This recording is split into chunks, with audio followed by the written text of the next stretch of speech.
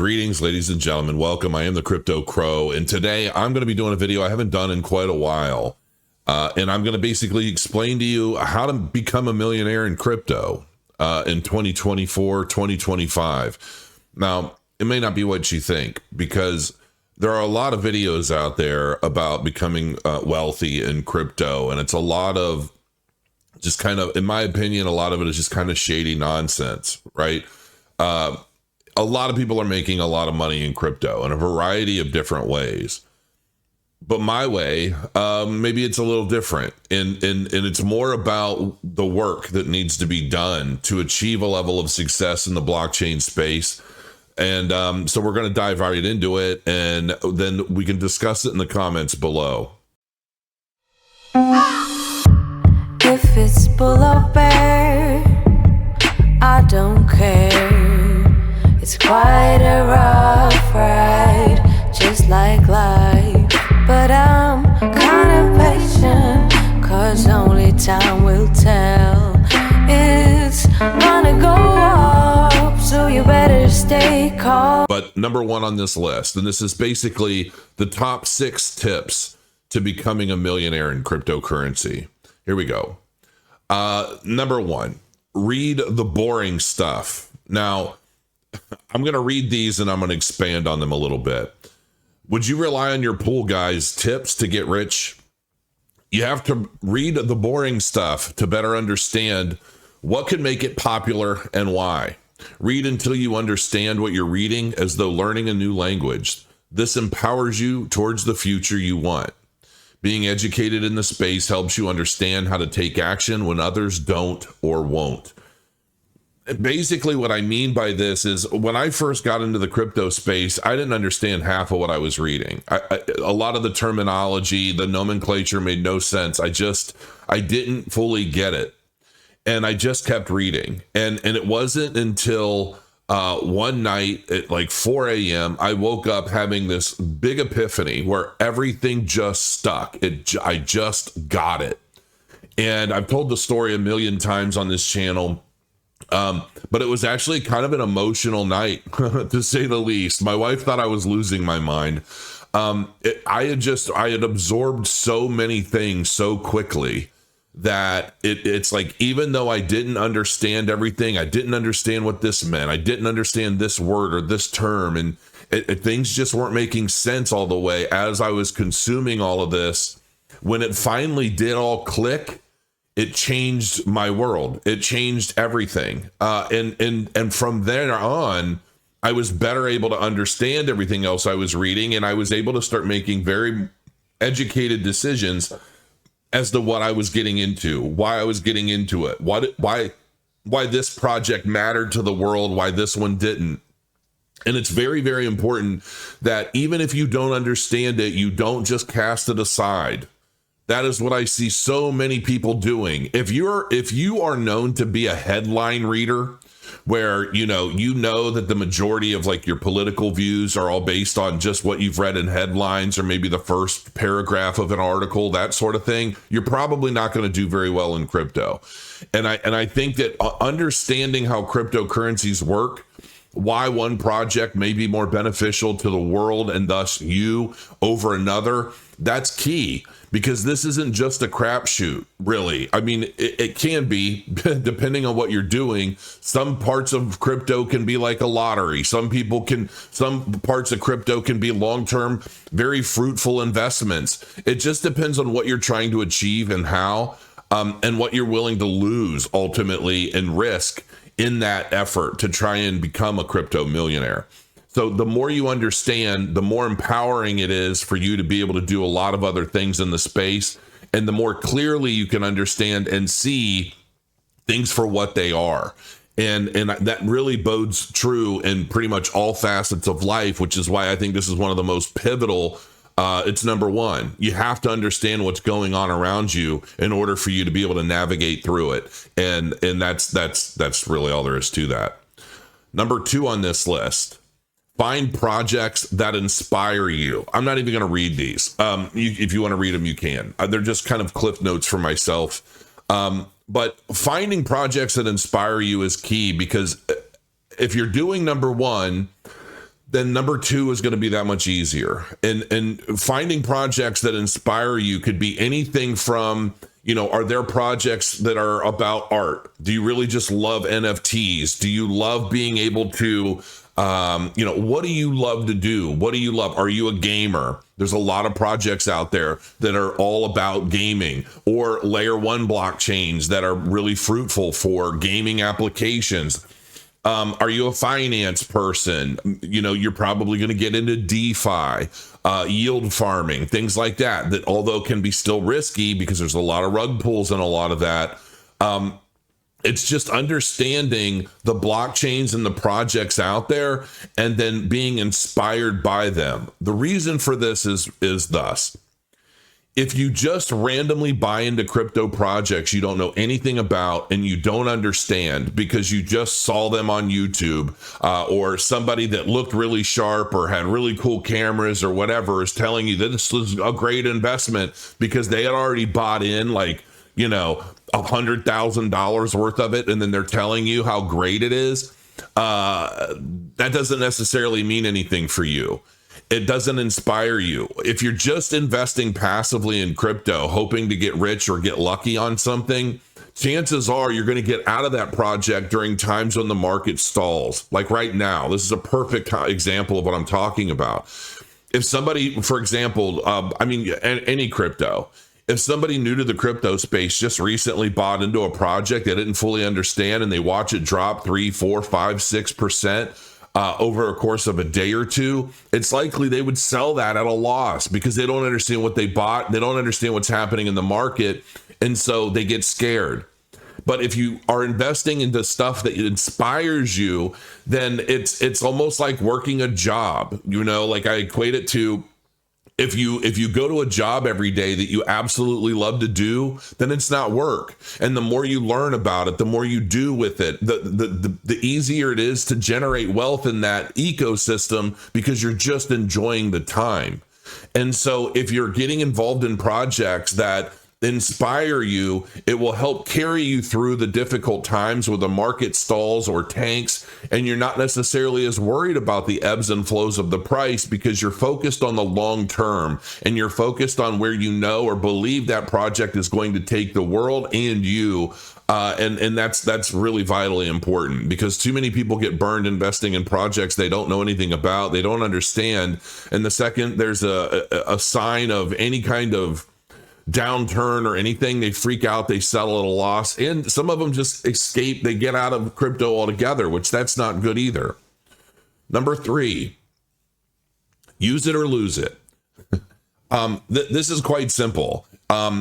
If you're investing in an ecosystem that you don't actually intend on using, then what's the value? If it's not an ecosystem that inspires you to take action or to utilize the applications or the tools, whatever it is that's involved in that ecosystem, chances are others aren't either. And if they're not and you're not, where do you think the value is going to come from? If it's all 100% based on speculation, then chances are it's not going to do all that well. You have to see it used. You have to see the use cases being provided for. You have to see people adopting it. That's what drives the value of a cryptocurrency. There are some projects that, they started on their mission back in 2017, and they've been slowly building towards their ultimate use cases for years. That's okay. That's a long-term speculative investment.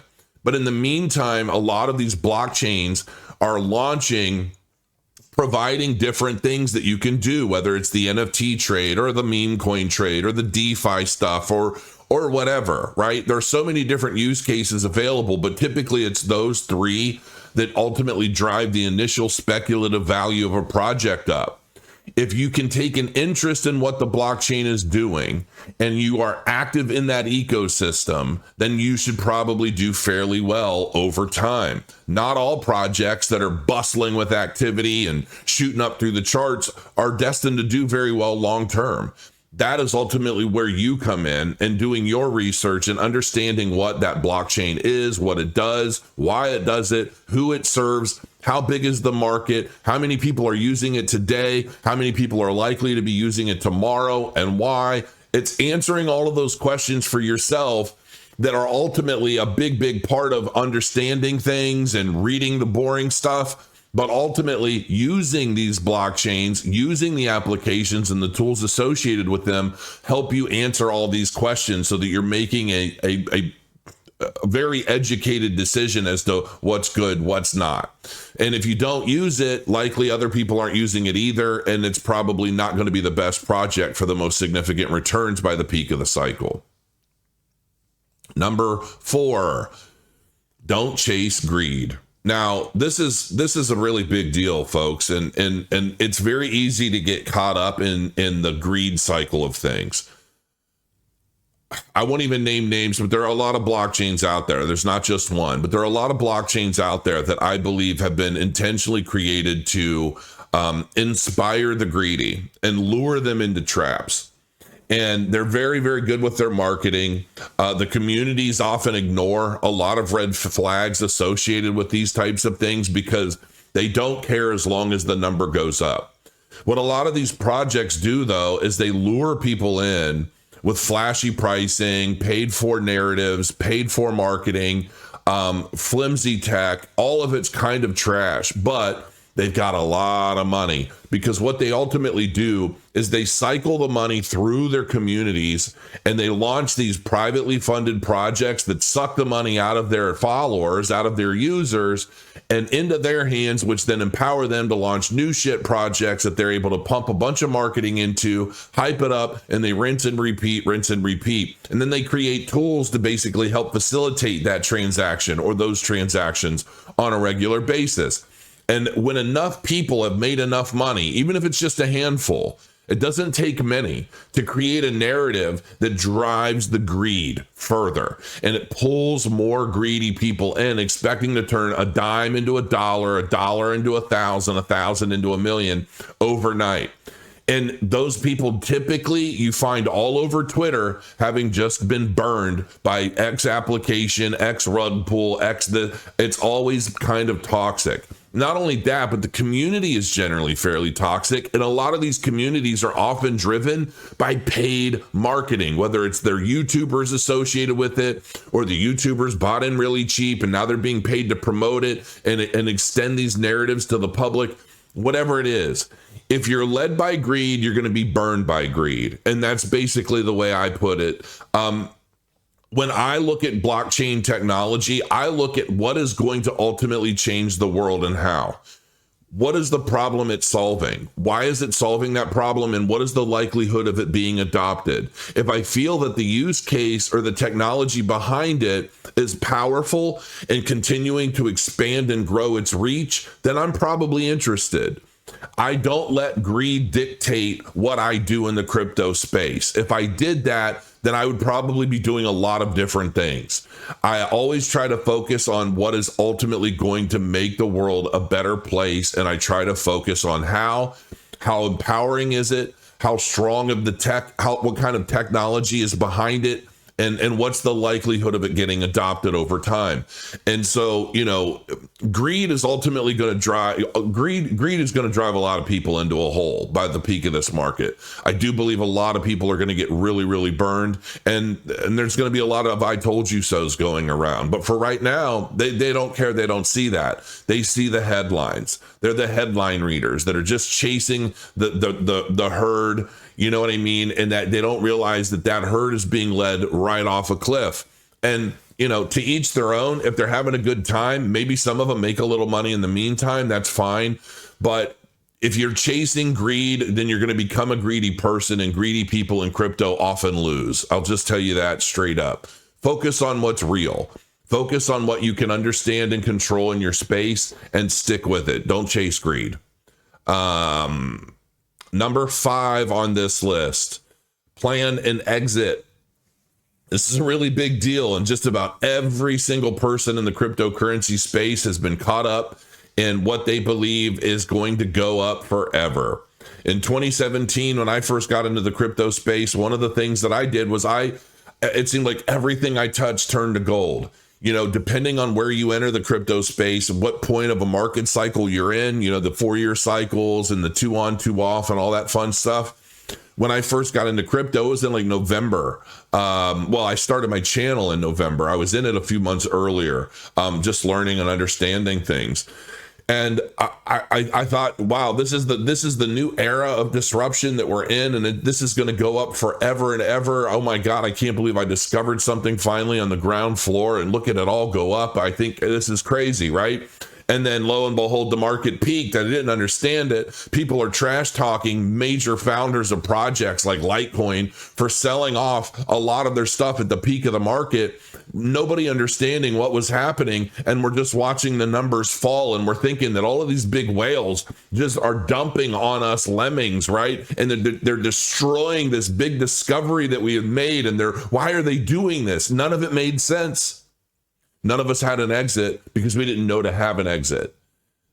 The truth of the matter is that even today, cryptocurrency is still very much in its infancy. Everything right now is based on speculative value and speculative interest because none of these blockchains really are doing everything that they've been built to do. At least most of them. The really good ones are still working. They're still building the fundamental basis from which they're going to grow and expand their use. Some blockchains are thriving in their very limited niche markets and the very limited approach to what they're trying to establish with their blockchain. Some of these blockchains basically launched, unfinished, unready, and have a lot of issues and red flags, but they're out there bustling anyway. And that's okay.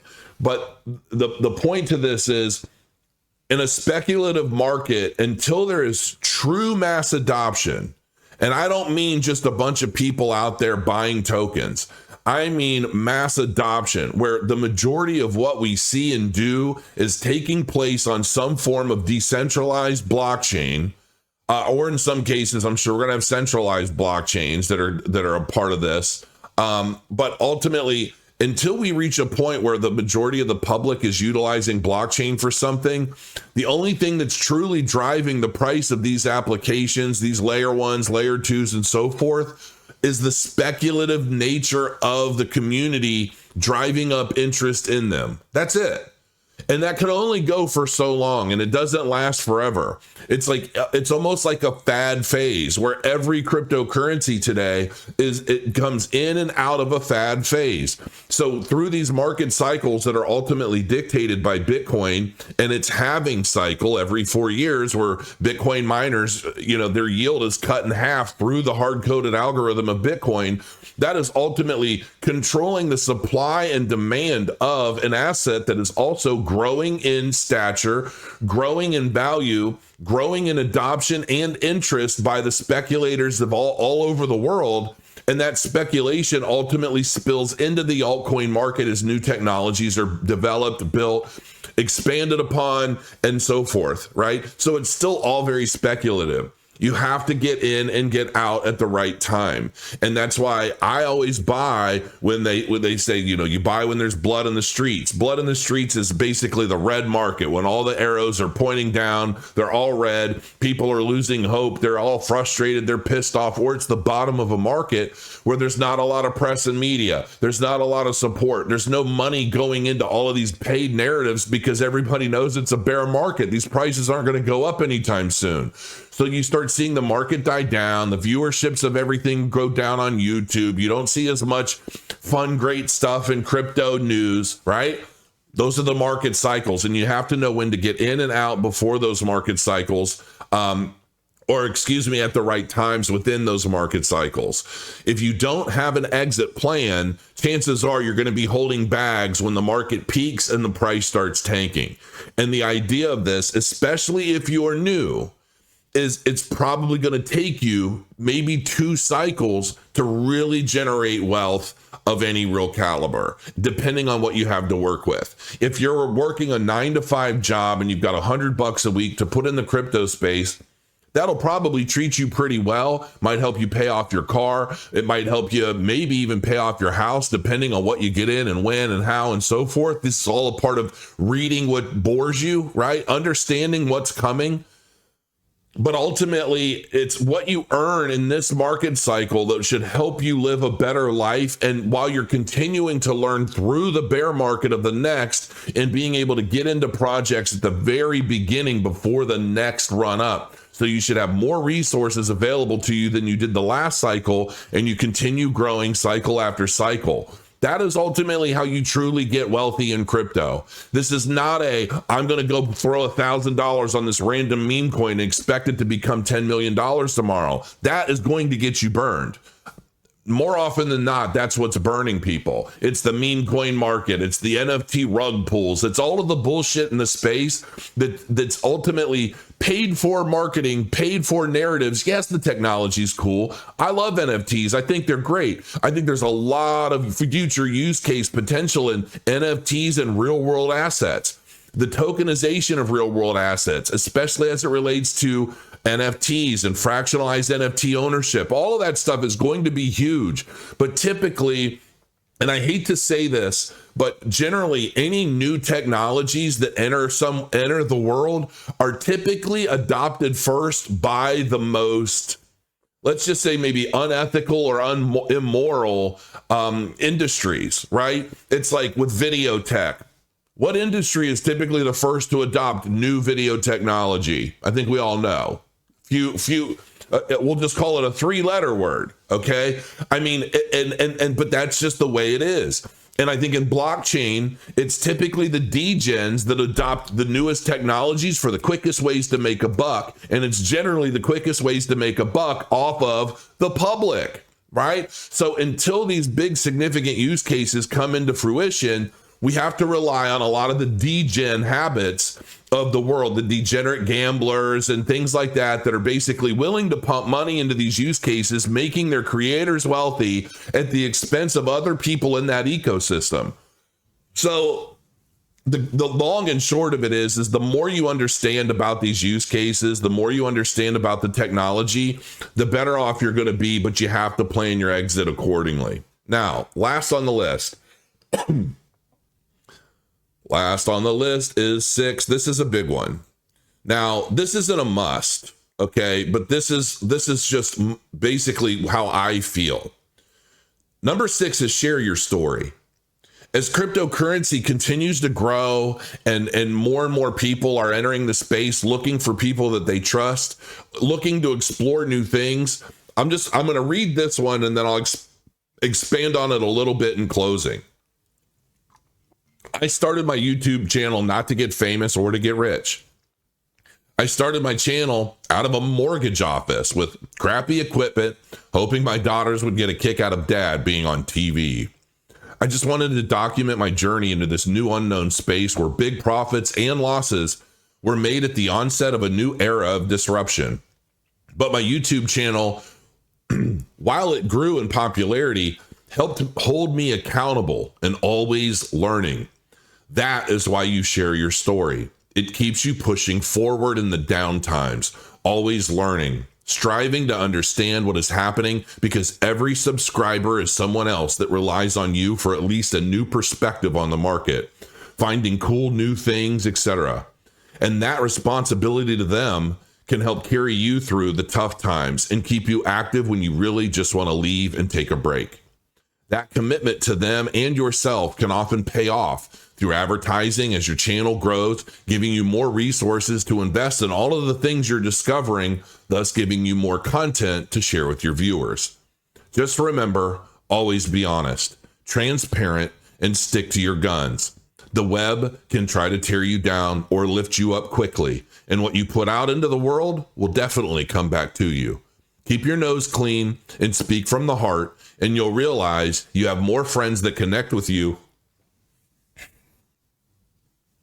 and your personality than you ever thought existed. Now, not everybody that starts a YouTube channel is going to do very well. Not everybody that starts a YouTube channel is going to get stupid rich. I'm not stupid rich. So I don't go about my channel with all of the flash and trash. Hell, I can't even get my video to work properly. I've got 5 different video cameras. I can't get any of them to work the way I want to. My video doesn't look clean. I've got green lines everywhere. Everything is trash. It is what it is, right? People don't watch me because they expect my video to look like $1 million production. Hell, my early videos were so horrible. I still to this day don't know why anybody bothered listening or watching. But then at the same time, I do. People watch me because they know I'm genuine. People watch me because they know I'm going to give it to them straight. I'm always right sometimes. I always have an opinion, and I'm willing to share my opinion, and I wear my emotions on my sleeve. People know that I have their best interests at heart. I've earned that respect, and I've worked hard to earn that respect from my viewers and the people that watch this channel. I don't always have to be right. And when I'm wrong, people don't generally come crashing down on me because I also don't act like I'm some sort of crypto god. I don't wear my ego on my sleeve. I wear my heart on my sleeve, and people respect that and they connect with that, which is also why you should probably start a YouTube channel. Not because you expect to get rich, but because the more people we have diving into all of the little nooks and crannies of the blockchain space, the more voices we have that are hopefully sharing the story of this era of disruption we're still all in, and helping educate other people. You may be able to connect with somebody that I can't connect with, and you may be able to help educate somebody on something that inspires you that will also inspire them that I may not know anything about. And that is a part of the ecosystem. When I first got into crypto in 2017, I was one of the OGs, as they say. I was one of the first YouTubers in the space, talking and sharing our goals, our missions, what we're learning, making sense of all of it. That's one of the reasons why I got popular. I don't have 500,000 subscribers like some others. I don't care. I do what I do because I know that the people that watch me benefit from it, because I get their messages each and every day all over social media. I know the lives I've changed, and that helps fuel me to continue learning about new things that I can share. And in doing that, I found myself making money through YouTube, paid advertisements, paid segments that I'm also still very honest about. If I don't like a project, I tell my viewers I don't like it, even if they paid me to talk about it. I always say, you can buy exposure on my channel, but you can't buy my opinion. It is going to be what it is, and that's all there is to it. And many still continue to roll the dice, hoping that I've got stuff that's good to say about their project. Because if I do, they also know that there's a lot of power and potentially money to be made if I happen to like something. Again, an element of respect I've earned within my community and within the YouTube space. And you too can do the same thing, and I ultimately encourage you to do so. YouTube isn't the end-all be-all. If you start a YouTube channel, you probably want to start Rumble. And honestly, I get more views on Twitter anymore than I get on YouTube, because I just don't think the YouTube algorithm likes me. I don't play into basically sitting in front of my camera all day, spending countless hours editing every little thing to be perfect transitions and times and all of this shit that the algorithm just loves. I'm not Mr. Beast. I'm never going to be Mr. Beast. It is what it is, but maybe you will, and that's the value you bring to the space. There are other things that you can do also, from newsletters and just all sorts of things. Anything that helps drive you to learn more about this ecosystem, about cryptocurrencies, about different projects and blockchains and so forth, will help you build a community on YouTube and off-site. And I encourage you to do it, because it helps everybody, as long as you keep your nose clean and you're not a shady bad actor, which I hope you're not. But outside of that, I can't stress enough that one of the biggest ways to become a millionaire into crypto is to just know more than the next guy. And that really is what it boils down to. The more you know, the more empowering you are to yourself and those around you. And that ultimately helps you grow in wealth over time. Stay away from the degenerate stuff. Stay away from dishonest stuff. Make sure your security is on point. You're doing what you can. You're not taking the lazy approach to like passwords and things for anything serious, and just all of that. And so hopefully this video helps kind of at least point you in the right direction as to what it takes to become a crypto millionaire. And until next time, thanks for joining me. Grow your coins, and I'll see you soon.